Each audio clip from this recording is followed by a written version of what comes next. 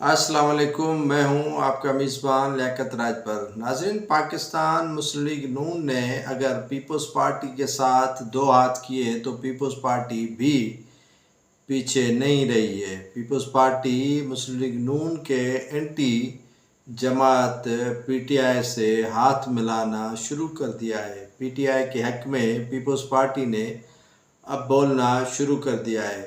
Peoples party के मरकज़ी रहनुमा कमरुज़्ज़मा कायरा का कहना है कि अगर पीटीआई को इलेक्शन से अलग किया गया, इलेक्शन नहीं लड़ने दिया गया और उन्हें जो मैदान है वो मुस्लिम लीग नून की तरह नहीं दिया गया तो इलेक्शन के नताइज वो कबूल नहीं करेंगे।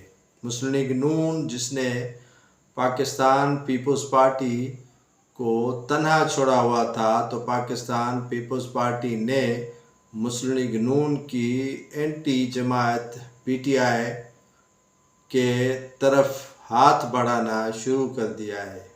ज़रा बताते हैं कि आने वाले दिनों में पीटीआई और पाकिस्तान पीपल्स पार्टी एक दूसरे के करीब आ जाएंगे। जब पीपल्स पार्टी और पीटीआई एक दूसरे के करीब आ गए तो फिर ये नया भूचाल मुक़्तदर हलकों और मुस्लिम लीग नून के लिए पैदा हो जाएगा।